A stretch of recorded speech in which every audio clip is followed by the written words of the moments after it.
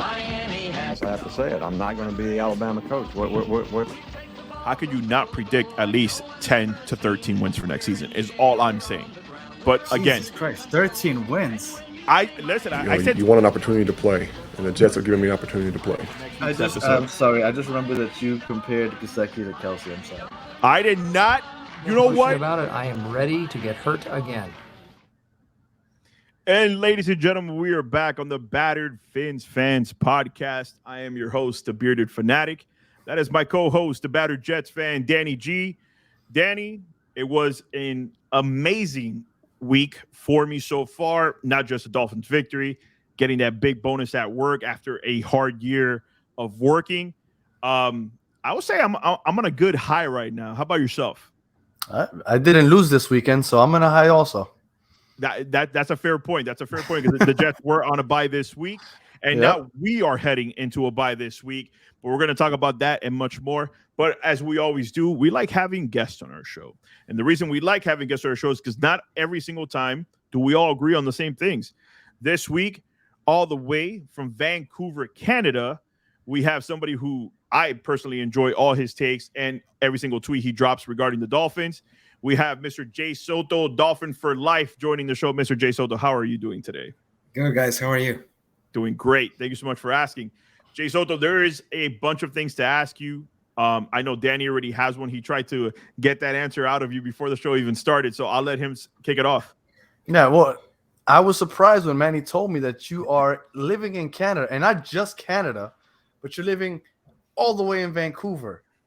So you are living in Vancouver, but somehow you managed to be a Dolphin fan. How does that happen? Yeah, well, let me tell you about my story. I'm actually from Mexico City. Okay. I moved to Canada in 2007, and all because you saw of the recession coming. My ex-wife. Oh, okay. She's Canadian. She's from Vancouver.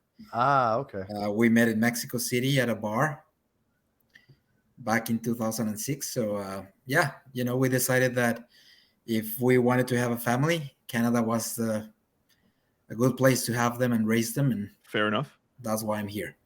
Okay, and how did you end up being a Dolphins fan? Was that just from your time in Mexico City? Did it start there? Yeah, so I think I've mentioned that before on my Twitter feed. Yeah. My dad is a Steelers fan. And I remember one day I was like, I don't know, probably 5-6 years old. And I was watching a game and he's like, son, come with me. Let's watch this Steelers game. And then it was against the Miami Dolphins. And Dan Marino just like killed the Steelers. It was like 4 touchdowns or 5. And I was like, no, Dad, I like that guy. I like number 13. So since then. Yeah. There he is. He made an appearance. I didn't even know you were going to bring that up, so I'm glad I had him ready. All right, so here's my other question for you. And we're going to get into the game. Obviously, we're going to do that here momentarily, and we'll get your 2 cents from that. Where are you on the barometer of a Dolphins fan? Are you more in the middle? Are you the type of fan that I don't want to say it's negative, like not negative like trolling, like some of our fan base does? I mean, like, do you think more often than not we may lose games, or are you on the opposite? But you think more often than not we're going to win games? Not taking this season into account, because obviously this is an anomaly for most Dolphin fans that we're playing so well this far into the season. But I guess for your time being a Dolphins fan, has it always been more negative? Has it been more positive on your outlook? As a fan, always positive, you know. Even though I know it's gonna be a good season, I'm always like, oh yeah, we're gonna make something happen, you know. Like it's always positive. Now this season I feel great, but we'll talk about that later. But always positive. I like that. So listen, let's start talking about positive things. But before we do it, I'm glad you're smiling already, Danny. Last week, you got me really good, and I mean really good, on that Jets show when I said you guys had 0 chance of defeating the Buffalo Bills, and boy, did you make me pay for it. You know, well, I mean, it was kind of outlandish that you said no chance. Was it though? Was it? Well, we won, so yes, it was. This week, I said, you know, I think it's time that I get you with a little payback. Let's see what you said. And I don't see you guys beating the Browns. Ooh. I think the Browns defense will find a way to keep you guys in relative check. I think Nick Chubb is going to do just enough to take a lead, and I honestly think that the Browns get this dub. There's a reason why you guys are only a 3-point favorite at home. Only a 3-point favorite at home. The final score of that game was 39-17. But you know what? I don't want to talk offense first, sir. I want to talk about your favorite position group, which is that defense. And the one thing leading into this game, Danny, and I want to start off with you because obviously the video was about you, was were you surprised? Because obviously Nick Chubb's a problem. We could all agree Nick Chubb is a problem. He's been a problem against every NFL team. Yeah. Were you surprised of how dominant our defense looked? Obviously, in the passing game, you can't say that much. It was Jacoby Brissett at the end of the day, not Deshaun Watson. But were you surprised of how dominant we looked all around on defense and that we were able to stop Nick Chubb as much as we did? I know that Nick Chubb had a really long run. Was it like 40 yards or so? Yeah. His longest was the 33 for the touchdown. Was it 33? Okay, so without that 33, he was rushing about 30 yards, 10 rushes, 3 yards to carry. Yeah. So he obviously did better, didn't do as well as I thought he would. Yeah. But I was surprised how you guys stifled that run. For sure. Okay, and by the way, Jacoby, and by the way, my co-host is sick this week. So by all means, when he starts having these cough attacks, please forgive him. Jay Soto, I'm coming to you. Jacoby Brissett, let's take away the 33 yards from Nick Chubb real quick. He would have had 10 carries, 30 yards, and no touchdowns. Jacoby Brissett had 7 carries for 40 yards.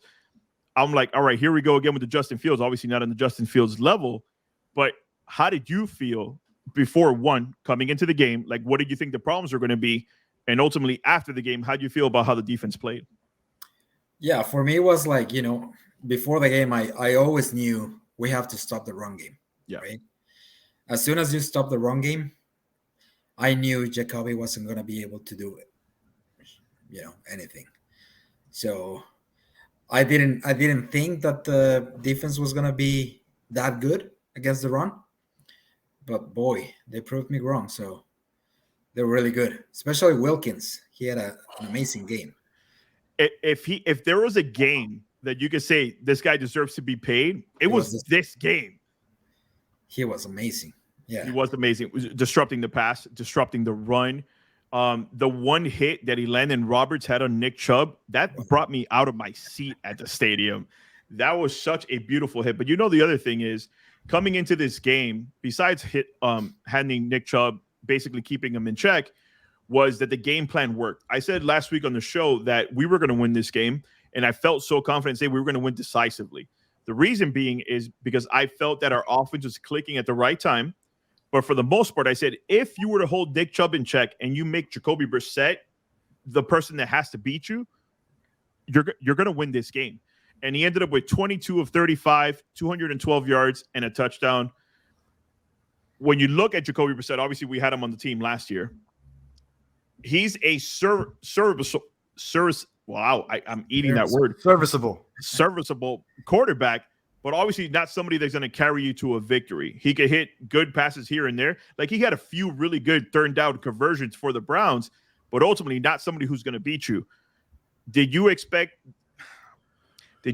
our defense to look as good in the passing game, being that they haven't looked that great this season against other quarterbacks, Jay Soto? To be truthful, no. Yeah. No, I thought they were going to be bad. Again, it's Jacoby Brissett, right? So that's why I was like, in my head, it was always about stopping the run. I knew the secondary was going to stop Brissett. When I saw that first drive, I was like, oh my God, not again. Mm-hmm. The defense was bad. And, I think we all looked at each other like, they got on the board quick. Yeah, that was bad. And again, every week the defense is the same, right? First drive, the other team scoring, and I'm like, not again. But yeah, after that, they were stopping the run. The secondary was doing good. So, as the game went on, I was like confident that we were gonna win. Yeah. At some point, like I think it was the third quarter, the beginning of the third quarter, and I'm like, we're gonna see Skylar Thompson this game. Good call. I predicted it. Yeah. And that goes back to you, Danny. obviously we know how you personally feel about this defense. You're like, we need to see it more consistently. You guys play much better at home, but we need to carry that into away games as well. But passing defense hasn't looked great. Was it more to your expectations because it was Jacoby Brissett, or do you think we did play that much better defensively? Well, I think that the Browns came out first drive right down the field. Yeah. I don't know if you remember the second drive, they went right down the field also. Yes. And then Like, a bunch they of marched penalties. on the field. Yeah. And then Nick Chubb fumbled the ball, and you guys got the ball back. Yeah. And I think that kind of turned the momentum because I think you guys scored in that next possession, no? We did. So I think that kind of put more pressure on Jacoby Brissett because at that point, they're in control of the game. They're just going down the field at will. Jacoby Brissett's hitting those easy passes, and Nick Chubb is carrying the rock. I think that it just kind of played to your hand after that play. And yeah, I was surprised at how your defense has performed against the pass, but I think we've had this discussion a few times already. It seems like your defense just plays different at home. Yeah. Because on the road, it's completely different. Like teams just do whatever they want against your defense on the road. But when you guys are playing at Hard Rock, it's like it's a different team. And I don't think it's because the crowd is loud or anything. I'm not sure what it is, but it's something. It's definitely something. You know what I've noticed is that when there's teams that we don't usually play, they do worse. Yeah, so the Vikings, the Browns, Pittsburgh. If it's someone like New England, the Jets, the defense knows what to expect. But it's different when we play teams that are not, in our division. Well, let's division, not ours. Yeah. Let's not bring up the Jets because he's going to talk about the 40 that he got in the last 3 minutes of the game. And yeah, thanks. That was a fluke. That was a fluke. Thanks to Tua not playing that game. We'll see. There you go. You go. Listen, but now we are going to talk about the gem. Was our offense again played lights out, Danny? And I think that's 3 weeks in a row of playing lights out offensively. There's a bunch of things that we could talk about in the offense, and I'm going to come to you first. Obviously, our offense played lights out, but you have to, again, talk about Tua Tagovailoa, sir, as MVP caliber. 25 of 32, 285, 3 touchdowns. I don't know what else I have to say, or I don't know what else people have to do, but it's mind-boggling to me that every single time that Tua has a good game, Danny, they decide to move the goalpost a little bit more. Well, he needs to do it. He needs to hit a deep pass. He goes out and hits a bunch of deep passes against the Baltimore Ravens. Well, he needs to do it more consistently. Now he's done it 4 games in a row since he came back. Well, now he has to do it on the road. It's like every single time that this guy has a good game, you're going to continue moving the bar away from him to not make him what he is. He is a top 5 NFL quarterback in the NFL right now. So again, from a person who's not a Dolphins fan, help me out here. What else does the kid have to do? No, obviously, I think the number one question was his throwing deep consistently, right? Because at first they were saying he can't throw deep. He's in the NFL. He can throw deep. There's no question. Can he do it accurately and consistently? That was the question. After the Ravens game, I said it looks like he can. And then another week against the Bills, I felt like after that point, nobody should say absolutely anything, right? Right. Because at that point, I think that was it. I think now the discussion really is it Tyreek Hill that's opening up this offense or Tua?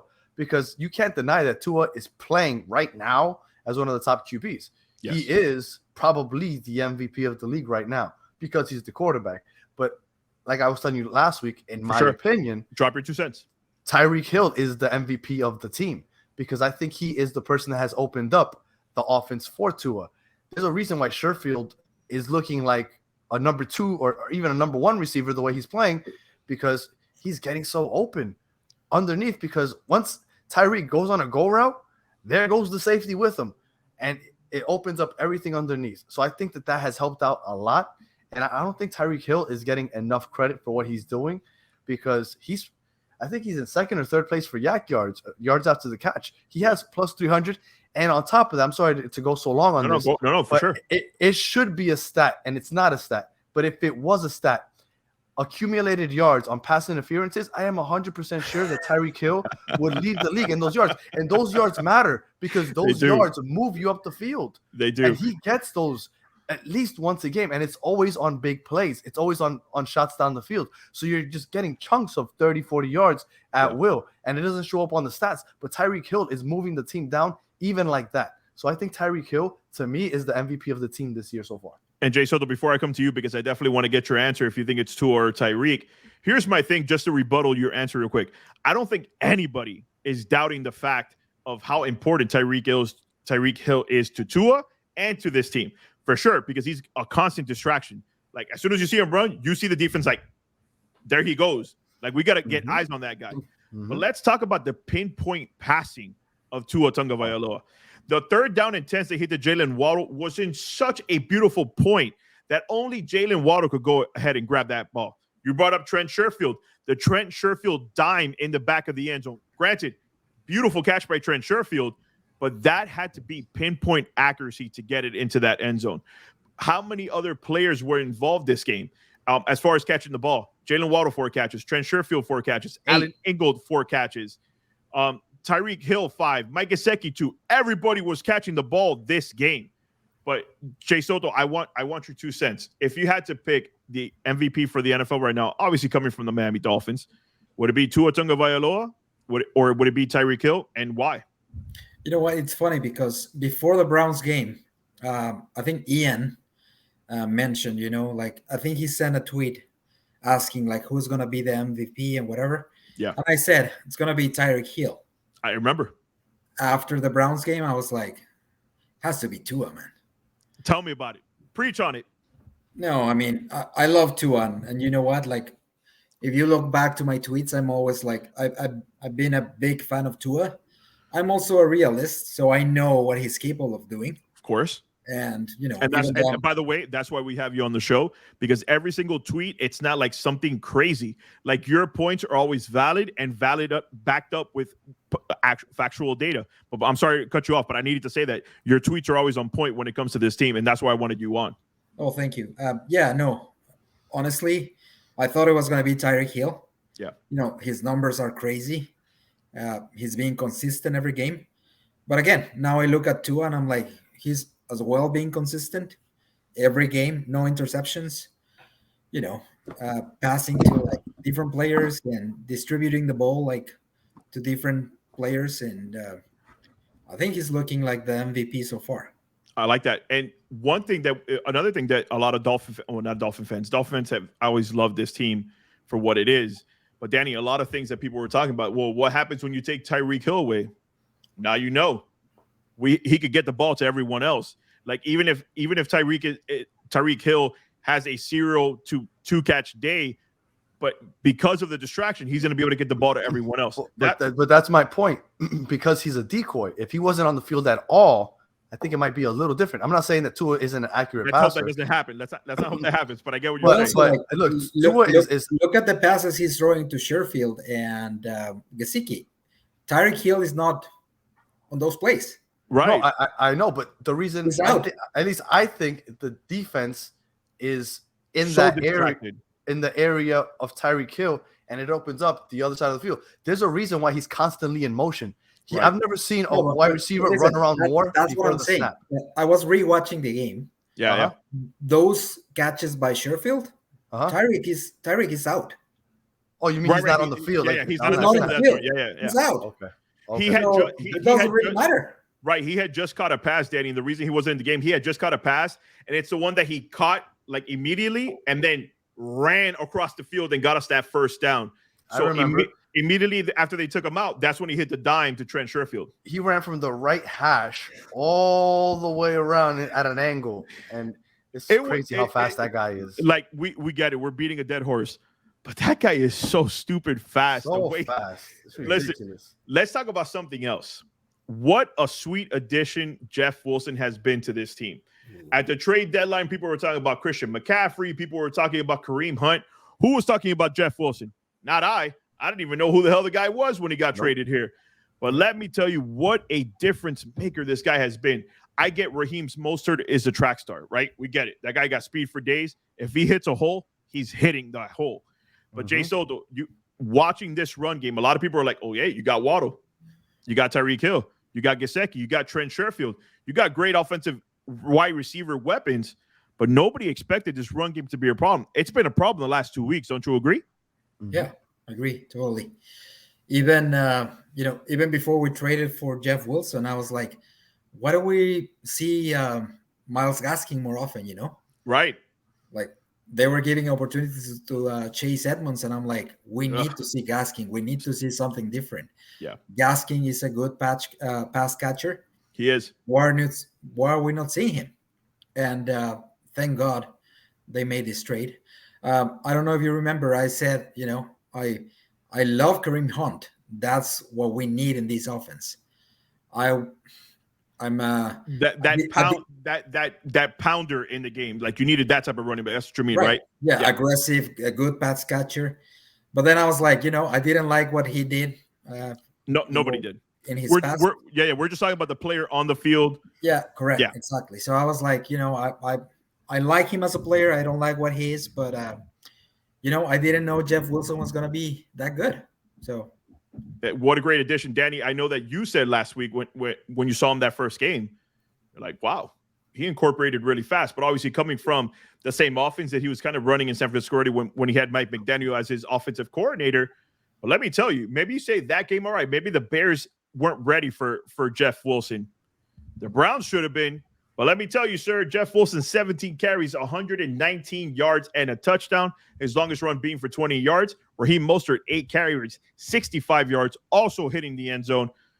If you thought the Dolphins were a problem just from the wide receiver core standpoint, you being a Jets fan and looking at this team, is it giving you more pause now that your defense has to be ready for more than just the pass? For sure, because at some point you feel like some solace. Like, all right, all they have is a passing game. But when it comes to January or December, you need a pretty decent running game when the weather, gets bad.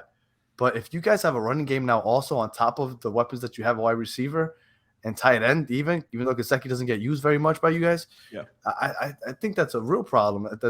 That has made your offense so much more scary when you see the production that you guys got out of the running back this week. If that keeps up, your offense is going to be ridiculous. Jay Soto B, then you went back and watched this game, and Danny, I'm going to ask you the same question. The Jets have been good because you guys have been able to run the rock so effectively, and I'm very happy that the Dolphins are able to do that now because I said we needed to try to find a way to incorporate that into our offense. But one thing you guys also do very well is your patched up work offensive line. Our offensive line, I went back and watched that all 22. I don't even know how excited. I can't explain to you how excited I was getting, but the pancakes that they were getting on Jadeveon Clowney, the pancakes they were getting on their defensive tackles, the holes that Robert Hunt was opening and still blocking 10 yards up the field. I get the running game is exciting, but you also need your big men to open up those holes for you. Jay Soto, when you went back and watched his game, how much did you enjoy watching how well this offensive line played? One, protecting Tua, 0 sacks, but then the consistent holes they were opening up for our running game. The only reason why I always watch games after the fact is because I wanna look at the offensive line. Yeah. And I think 2 weeks ago I was like, unsung hero for the Dolphins, Brandon Shell. Oh, right. Yes. Whoa. He's been amazing. He's being, protecting Tua, opening holes. Robert Jones replacing, what's his name? Eichenberg. Yes. Teron Armstead. I mean, listen, the guy doesn't have to practice all season. If he's going to keep missing practices, he's going to show up on Sunday. It doesn't matter. He doesn't have to practice anymore. Yeah, he does his job, And I mean, we love the running game, but the big reason why they're having a successful running game and Tua's being protected, offensive line. Big props to them. And by the way, Robert Jones that you mentioned, that was the guy that I saw in the all 22. Jadeveon Clowney, Danny, he had a stunt on the inside very early. It was very early in the game. It was a quick pass to Raheem Mostert. I think it was like first or second play, and he pulled a stunt, and our right guard noticed, and he pancaked the shit out of Jadeveon Clowney. But Danny, again, your strength has been your defensive line. How you've seen our offensive line play the last couple of weeks, especially again Brandon Snell, who we brought him from off the street, and he's doing a great job. Robert Jones, he was on the practice squad earlier this season, doing a big role. How impressive has our O-line looked to you the last 3 weeks? No, it's been ridiculous, and not to take away credit from your offensive line, but the Browns' defensive line isn't as good as I thought, because I've only watched them play against the Jets before this week against the Dolphins. Yeah, and our offensive line at that point was patchwork, and we had Joe Flacco back there, which can't move. He's a statue back there. Yeah, and he didn't touch Joe Flacco in that Browns game. So I'm kind of surprised at how ineffective Myles Garrett and Jadeveon Clowney has been. But again, that doesn't take away from what you guys did. You guys have been protecting Tua, which is great, because if you can keep him healthy, because you know that he's made out of paper mache. So if he can stay healthy, I mean, all credit to all the pickups that you guys, just like we've had to patch up our offensive line, you guys have done the same. Like you said, picking guys off the streets, and it's been working. So it's a very underrated part of that. Nobody really talks about when you hear people talking on ESPN and Fox, and nobody's brought up the offensive line. For sure. Everybody's talking about they look at the quarterback, the wide receivers, and that's it. It's like there's in the NFL, you win in the trenches, offensive line and defensive line. And now to that, I did want to ask you a question. Sure. Bradley Chubb, I know he got half a sack, but was he as productive as you had been hoping? Yes. Yes. Jay, I don't know about Jay Soto's. I'd love to get your 2 cents, but let me tell you, Jay Soto, from being at the game and then going back and watching the game, the guy was around Jacoby Brissett the whole entire game. And that goes back to your point of Christian Wilkins. When it wasn't Jalen Phillips getting to him, it was Bradley Chubb getting to him and Christian Wilkins. But you have to admit, maybe he had an off week last week. It was his first week in this defense, but you had to enjoy how well he looked this week. You know what? Go back and look at the games. Look how many times the offensive linemen are holding Bradley Chubb. Yeah. It was impressive to watch him be a problem, because we have the hope of how well Jalen Phillips and Bradley Chubb, those two, I don't want to say rookie, but young guys, are going to look on this defense. Yeah. Christian Wilkins, like I said, if there was a game where he's like, pay me my money this upcoming season, it was this game. But let's move on to something else. I know what Danny's initial expectations were for this season. I know what mine's were. So being that I haven't, obviously our listeners haven't had opportunity to hear you, when this season started, before you saw any play, we had a preseason show of what I thought was going to be, and you kind of heard it in the video. I said I thought somewhere between 10 to 13 wins. Danny, you could hear him saying, "Oh my God, Jesus Christ, 13 wins." You hear that, but your initial expectations for this team was what? And are they playing up to your expectations? If I remember correctly, I think I said 12-5. Okay. Either 12-5 or 11-6. I think that's what my expectations were for the Dolphins. 10 or 11, I thought was the most realistic prediction. Okay, so fair enough. And you know what? This surprised me when they started like 3-0. I thought they were going to lose those games. So let's go back to that. Let's travel back in history. I had told Danny that I saw us beating the Patriots. Mm-hmm. I saw us beating the Ravens. It's one that he didn't agree with, but I just, based off the fact that the year before we made Lamar Jackson look so small, I thought that we could carry that into this season. And granted, he had a great game. That was just to look back real quick. Right. I did not expect Tua to throw for 6 touchdowns. No, I did not, but I did expect us to win that game. I thought our losses were going to come when the Bills came to town, just because of how dominant they've looked against us the last 2 seasons. So that was my mindset. I was picking games. I said win, loss. And then that Bengals game was my toss-up. Because they just came off from being runner-ups at the Super Bowl, I said this game might be a little bit tougher. And being that it's on a short week, I thought we start the season 2-2. What was your initial look when the season started? What do you think we were going to start off at? So, the first game I thought they were going to win against New England. Yeah. Then I thought New England.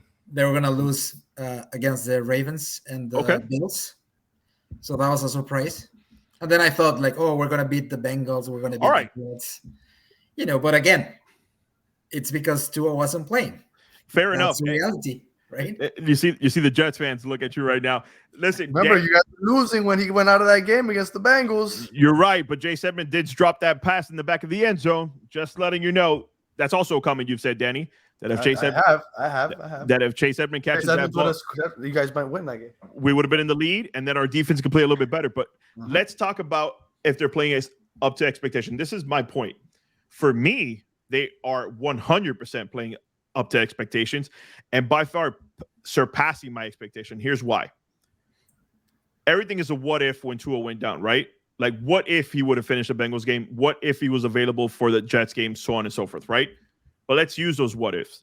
If Tua was playing the way he did against the Baltimore Ravens, and he carried that into the Bengals game and so on and so forth, and then the Jets, and you know that I've been a big fan of how well your Jets defense is playing.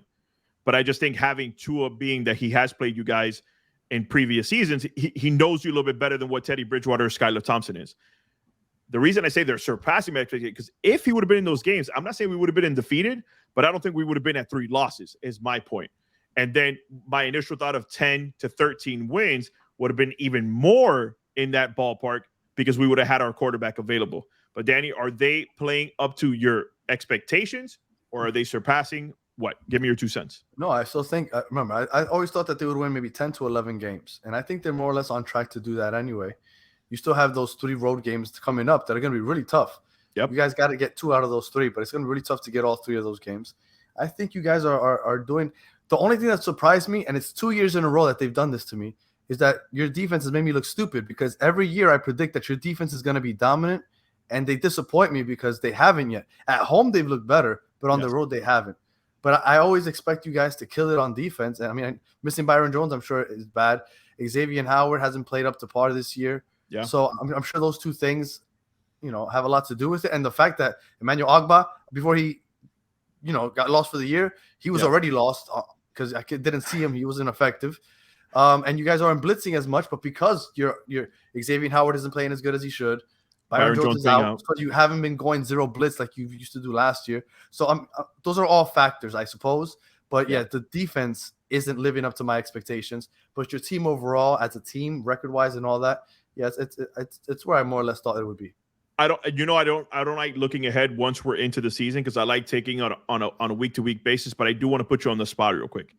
Being that you predicted anywhere between 10 and 12 wins, do you think it's the 10 or do you think it's the latter? Do you think we make it to 12? I think you guys are going to end up with 11 wins. If I had to pick 11 wins, that would put you at 11-6, so 3 more losses. Okay. All right. I appreciate that. All right, Jay Soto. So before we move on to the next topic, what about you? Right now where we stand, don't give me predictions for the rest of the year, but if you had to say, you know what, I think they end up with X amount of wins, what would be that number for you? I think I'll say 13.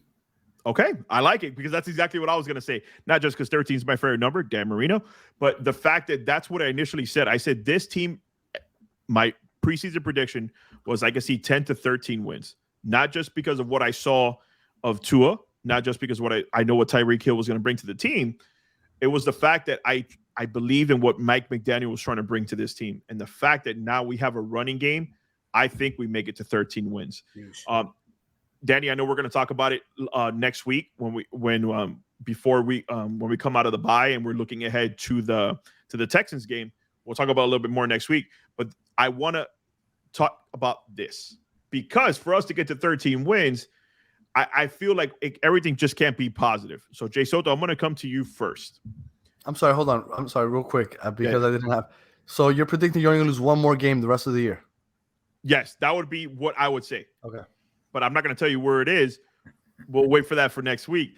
Okay. But I want to talk about this because I feel like every show, at least every Dolphin show that I watch, Jay Soto, for the majority, I feel like people are trying to be very, very optimistic. And I get it. 13 wins is very optimistic. But I feel like it's because there's so many benefits surrounding this team right now that even if our defense doesn't play up to par, our offense has the capability of carrying that defense. Mm-hmm. And maybe when our offense doesn't put up 39 points the way they did this week, maybe our defense could slow down the opposing team and not let them into the end zone. Like we'll give up 90 plays to the Buffalo Bills, but not let them in the end zone. And then our offense doesn't have to put up 39 points. So Jay Soto, I'm coming to you. If you had to pick one thing that makes you uneasy about them potentially not making it to 13 wins, what would it be? Special teams. Ooh, I like that. The kicker, Yes. That was mine. That was mine. Jason Sanders and you Yeah. know the returning game and special teams. To be honest, I like Jason that. Sanders. Yeah. Let's talk You about guys that. should have had 40. Well, being that you both were going to pick that, and that's not mine. Well, being that I have another one also. I was going to give you 2. Okay, so being that, let's start on the special teams then. Thomas Morstead, I think, has played great as far as punting them into the 20 more consistently than he's not. But that's another big point that you brought up is our return game. I feel like whether it's Mostert back there, whether it's Javon Holland back there, whether it's Jalen Waddle. By the way, I wouldn't put Tyreek Hill or Jalen Waddle returning kicks. I get it. They have the potential of breaking, but they also have a higher probability of getting hurt when everybody's gunning for just them. I don't feel like we have a solid say, you know what, that's my returner. In previous years, we have had that.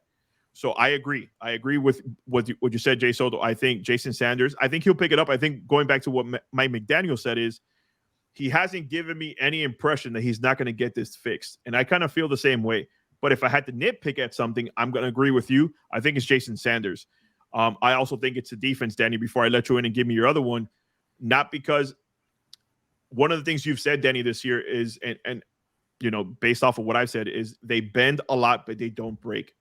But you know what? You're going to play some tough teams in the playoffs. And I think we are going to make it to the playoffs. And those teams are going to play high caliber at all times because it's a brand new season and everybody plays their A game at all times. So, Danny, for me, it's the defense. I think that these especially that back-to-back-to-back road games, I think that's going to be the epitome of them getting their ish together, and that's going to be their opportunity to do so. But what was your other one that's giving you a bit of pause of them not making it to potentially 11 wins, as you just said a few moments ago? I think something that might come around to bite the Dolphins in the ass is Mike McDaniel's cojones. Okay. I think the fact that he goes for it on 4th down so often is really going to come around and bite him in the ass eventually. Okay. I thought it might happen this game. With 2 minutes left in the first half, 4th and 1, instead of taking the field goal, he went for it. You guys didn't get it. Yeah. Now, it worked out because I think you guys got the ball back anyway. Right. And ended up scoring. But against a really good team, you can't be playing. Don't be cute. And he went for it on 4th down in the first quarter on our side of the field and got it with Jeff. I know. I wanted to bring that one up. No, I know. Let me say something. Go for it. It's not about only having cojones. Yes. It's about not trusting your kicker. That's about it. That's a great point. That's a great point. Like you go, you know, that Bears game was a good explanation of that. Like not trusting, like you're in 40-yard range and you're going for it against the Bears on 4th down. Like that should tell you all the confidence he has in Jason Sanders right now. Exactly. And he's even saying like, oh, Jason Sanders and I need a bigger reason, whatever. That's your reason. You don't trust him. That's a great point. But to Manny's point, in the first quarter, that was a punt that he passed up. He didn't pass up a field goal. You know what? Because he felt confident. He felt confident. His cojones were brightening up. He's like, you know what? Go for this one. Go for this one. Well, all right. So this is my thing. Okay. So I decided to look it up because as I was watching this, I started thinking, I was like, this guy's fucking crazy. Why does he do this so often? Right. So I was curious. Who does it more than anybody in the league? The Dolphins don't do it more than anyone in the league. They're 10th in the league. Okay. So it's not horrible. But of the top 10, they have by far the worst percentage of converting. Really? Yes. I would not have guessed that. You guys have only converted 6 of 14, 42%. I'll take 42%. I'll take 42%. Of the top 10 teams, there's only 2 playoff teams in there. The Eagles, which have converted like 75%, some crazy. And then the Dolphins. Other than that, are all bad teams. I guess they have to go for it on 4th down because they're losing so often. But so this isn't necessarily a recipe for success, is what I'm saying. I got it. I think so. I really think that Mike McDaniel might want to like start rethinking it. Like if it's maybe the kicker and you don't trust him, I'm sorry. Every year there's like 3 kickers per team. Go ahead and bring in. I'm sorry. Who's the first one? The Lions? The Cardinals. They've gone for it 29 times. 16 for 29, 55%. But so even at 42% in a 4th down, I'd go. I trust it. I trust it at 42%. That's less than 50%. I get it. Playing against a good team, I don't know. But if you were like the Eagles, no, that's your point. If you were the Eagles that are converting 75%, fuck it, let it ride. Right. Damn, man, I get it. 6-4-2? But like you said, if you're playing a good team, would you say that you're afraid to go for it on fourth down against the Lions, the Bears, and the Browns? Maybe not, but that Browns game wasn't out of reach at that moment. We felt pretty confident, and he felt pretty confident. I'm just gonna say. Okay, But I'm just saying. I don't know. I think he might be playing with fire, and he might get burnt. Is all I'm saying. okay, he might. But you know what? It's bye week, and this week we're not going to preview the next week. But you know what? As somebody, I've shared this before. Danny knows this very well. I don't watch any other sport besides the NFL, so I feel confident. What am I doing this week on a bye week? Is I'm literally catching up on the rest of football. I also do a battered Jets show with my co-host right here. So that means this week I'll be able to watch, hopefully, and I hate to say it this way, and I said it, I hated on saying it on his show.